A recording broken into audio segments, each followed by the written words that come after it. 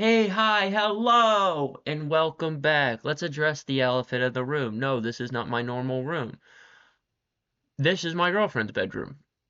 We are at her parents' house in the Northeast because we went to PAX Unplugged. And it was the first time I've ever been to a PAX event.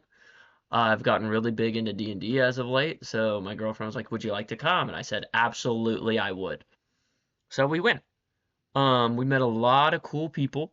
Um, our friend showed up on Saturday, but Friday was the first day of the con, and we got there, and on our way in, I kind of passed by someone I thought looked familiar, and I was like, I think I know him from YouTube, and I was like, "Are you by chance the D&D Shorts guy?"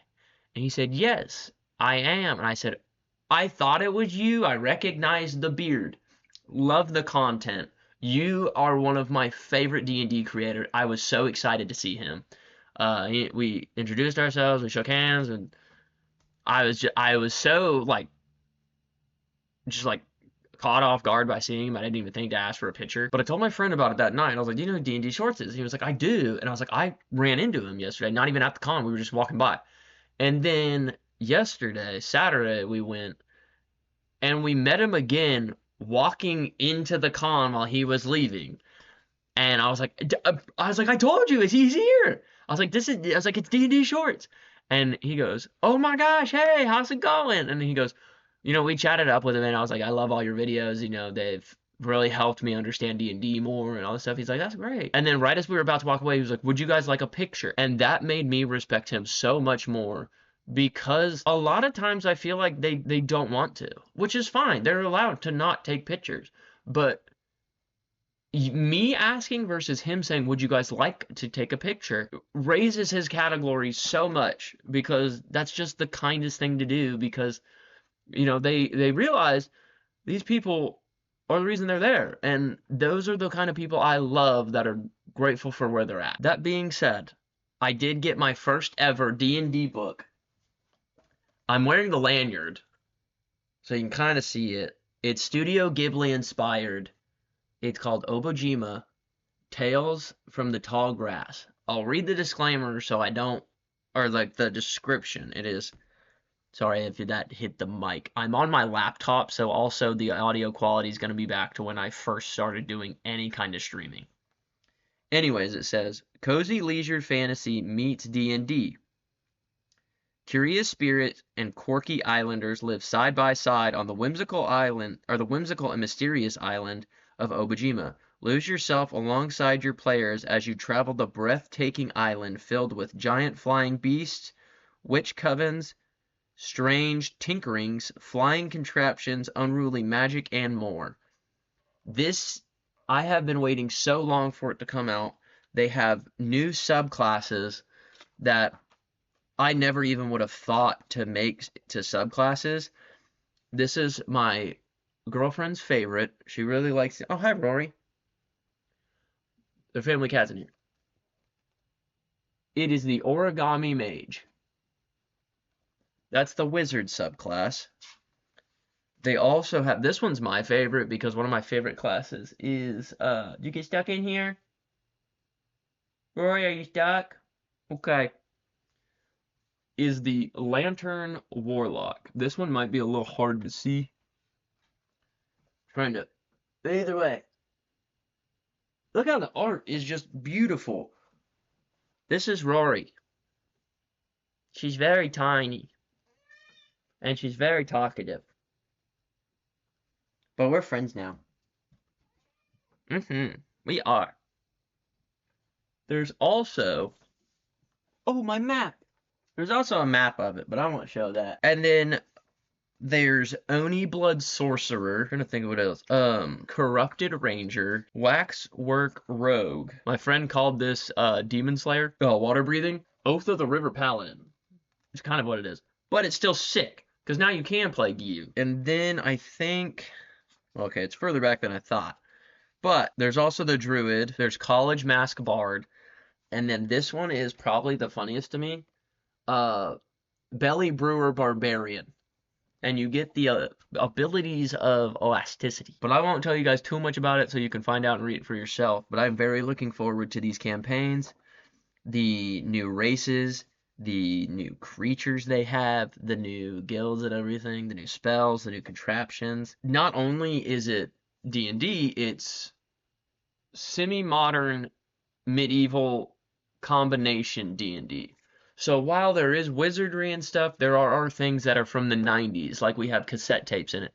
There's baseball bats, there's hockey sticks, there's boombox radios. I mean, it's the thought that they put into this made me so excited that I have been following them on Instagram and all pretty much any social media I could find to find them on. I'm very excited to play it. And yeah, I just can't talk about it enough. Another thing I did was go do some play tests for we did one for Daggerheart. I think I have no, I don't have a thing for it. But Daggerheart was very cool. The concept of it was very different from normal D&D, but also very similar. But the ways it was different was like I kind of like that. The combat is not turn-based. It's you keep going. It's whoever wants to make a move makes a move. And so it's just really action-packed and things are moving, which I really like. It's not as like slow-paced as it could be. The thing that drew me in the most was instead of rolling a d20, you roll two d12s. And there's a fear die and a hope die. If the hope die is more than the fear die, you get a hope point. But if the fear is more than the hope, you get it. The DM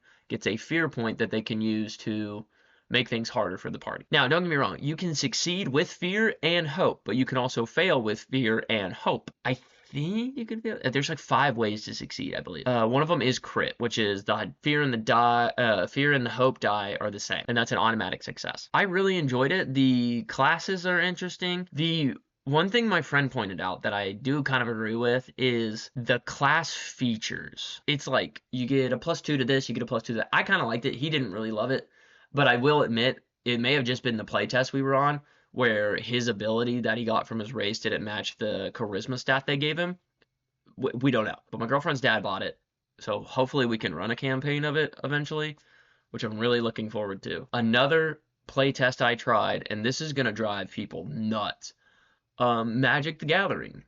I don't understand it. Shocker. I went and sat through a playtest. They gave me a little book that walked me through how to use the deck. Didn't understand any of it. That being said, I got a free promo card, which is Sokka Bold Boomerang, which is a legendary creature. I'll just let you guys read that. And it's also like hollow. Kind of, I think. I don't know the magic lingo. But it's sick. And I got it for my friend because he really likes Magic. That being said, that was free, and we also got a Jumpstart booster. Shuffle 2 packs and play. It was fun. I did enjoy doing it. I didn't understand it. I thought it was cool that they did an Avatar tie-in along with the other tie-ins. But yeah, no, Magic's not for me.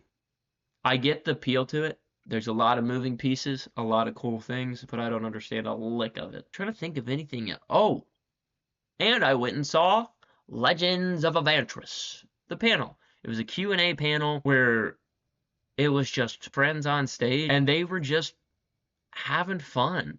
And that's why I think that is my favorite D&D group. Legends of Avantris will always have a place in my heart because they never cease to make me laugh, and that is my favorite thing to do, is laugh or make people laugh. I just love comedy because it helps break you from reality. So no matter what horrible things are going on, I feel like if you can make someone laugh, it takes it away from it even for a split second, because those chemicals are going and you're just like, hey, that's fun. And that's what I love to do. And that's why and this is not going to be a quiet take of mine, Derek is my favorite. I have never been thankful for Clown College for any other reason other than Derek. And I'll leave you, and if you guys do get the chance to go to a PAX Unplugged, do it. I also went and talked to Hit Point Press. They did Humblewood. I was talking to them and asking them about the new campaigns, and I was like, which ones do you guys like best? And they came up with a new Artificer subclass called the Gadgeteer. And what that one is you actually create things as it goes on. It's not you get a turret or a suit of armor or, something else that upgrades. It's you can build multiple things. You get to build this now. You can build that now, I think. I haven't read it thoroughly because it's not out yet. It's their new series. It's coming out, I believe, in 2026. But Humblewood. It's a D&D, but you're tiny little woodland creatures. And funny enough, Legends of Avantris runs, I think, that campaign with the theme of Rooted, the board game, but it's called Uprooted. and it is so fun. And Bitsy is my favorite. I love them all. I really wish they'd finish that or do a season 3 of that campaign. But I'll quit boring you. That is the video of my PAX experience. Thank you guys so much for stopping by. If you could like and subscribe, it really helps my channel. I will see you guys next time, and until then, stay frosty out there.